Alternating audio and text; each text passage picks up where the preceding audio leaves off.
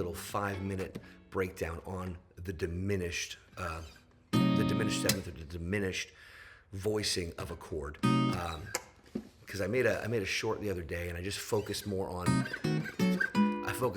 the patterns and how they kind of flow together rather than the proper voicing. And so let me just show you why a diminished is a diminished, all right? So when you're making up a chord, the most foundational chord that there really is the major triad, all right? And what a major triad in music theory is simply the 1, the 3, and the 5 of that chord. So if you have the C, you take the C, it's a good place to start. You take the C and you break that down into its solfege. It's do, re, mi, fa, sol, la, ti, do, the 1, 2, 3, 4, 5, 6, 7. This is the major scale, 1, 2, 3, 4, 5, 6, 7, 8, which is C, D, E, F, G, A, B, and then back to C. So that's your 1, 2, 3, 4, 5, 6, 7. Now, the major triad is very simple. It's the 1, the 3, and the 5. So that would be a C, that would be an E, and that would be a G. So when you make your triad on a guitar, a really great way to do it is this bar chord, just like this. There's your C, all right? So in this bar chord here, it's 4 notes. So there's the 1 is duplicated, but you got your 1 with your C. You have your 5 right here, which is a G. You duplicate the C, and then way down here on the B string is your E, and that gives you your major triad. 1, 3, 5, just like that, all right? Now, before you can get to diminished, you actually have to get to a minor, because what a minor is now is instead of taking the 1, the major 3, and the major 5, in the perfect fifth it's called, you actually take the 1 and you flat the 3, which is a minor third, and you have a perfect fifth, and that is what you call a minor chord. So you take your 1, you still have your 5, you still have your 1, just like that, but then instead of going to this E, you have to flat it, drop it 1. So you're hitting here instead of here, and that gives you your minor. That's your C minor. So you're flattening the middle of the triad, the third. Instead of it being a major third, it's a minor third now, and that gives you your minor chord.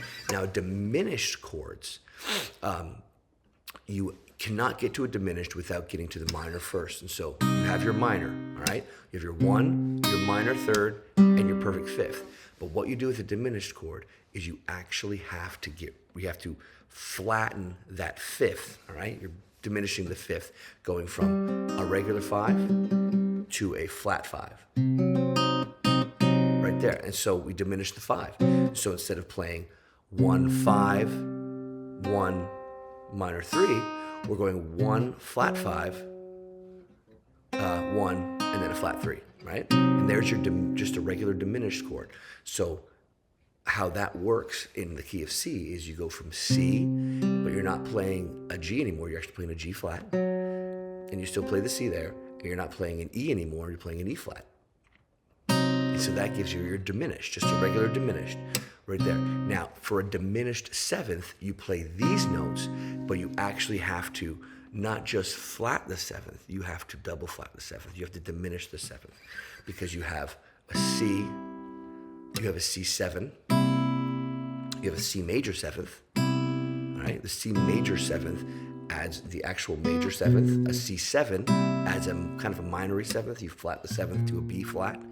But now, this time, you're taking the B flat and you're diminishing it one more time to a B double flat. And that's how come you do it. And so now, instead of you having a regular C, a C triad, which is C, E, G, now you're going C, E flat, G for the minor. And then you're going C, E flat, G flat for the diminished. And then for the diminished 7th, you're going C, E flat, G flat, and then you're adding that diminished 7th, which is over here, the B flat. And that gives you a proper diminished 7th chord. Now, the cool thing about this diminished 7th chord, that's the C diminished 7th chord. It's the same notes here, here, and here. That's a cool thing about it. You can take any one of these notes and start the diminished 7th chord on that root. So I'm starting on the C root, but this is a the G flat one. So let's find the G flat. With G flat, it's way right here. This is the G flat note. So let's do the same configuration there, right here, just like that. It's the same notes. All right. So you could technically call this a C diminished seventh. It's just, you know, the inversion's a little bit different. But you can also call this a G flat diminished seventh. But if you go to a G flat diminished seventh, you are going to voice them differently. All right, you're not going to be using the same chord names as the C diminished seventh, because if it's a G flat diminished seventh, you have to use it in the G flat scale. So you take your G flat, which is a lot of flats. It's a terrible one to go. I believe that's it'd be a G flat. There's a lot. G flat, A flat, B flat, C double flat, and then you've got D flat, E flat, and then you are at F, and then you go to G flat again. So there's a lot of flats in there. And so what you would do is you would do the same thing with the G flat scale, where you would take the 1, you would flat the 3rd, you would flat the 5th, and you would diminish the 7th to make the G flat diminished 7th chord. So if you have to call this a G flat diminished 7th, you're going to be using the G flat scale. But if you're calling this a C diminished 7th, it's just inverted, and you can use the C scale. So just a little bit of weird things with the diminished chords. But the diminished chords work really great. So if you're playing in G, that C diminished really works. So you sit here, all right, diminish the C, and then you play it. I always love adding the diminished right before a minor 5th. So you have the G, and then, so there's the kind of the flow without it. Now let's add it, ready?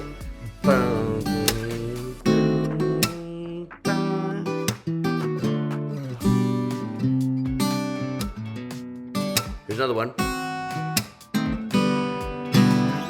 So it's a really cool riff thing on it, and by no means am I a jazz player, but these type of chords do show up in gospel music a lot, and we like to play them and just to add a little color. There are plenty of jazz musicians all over YouTube that if you want to get deeper into that kind of stuff, diminished sevenths and flat 9s and 13s, they can help you, and maybe in the future we'll get into that too and just kind of talk about it. But until then, enjoy these diminished chords. Throw them in your music, especially as you're passing to and from a sixth. They really make a difference. Have a great day and keep playing.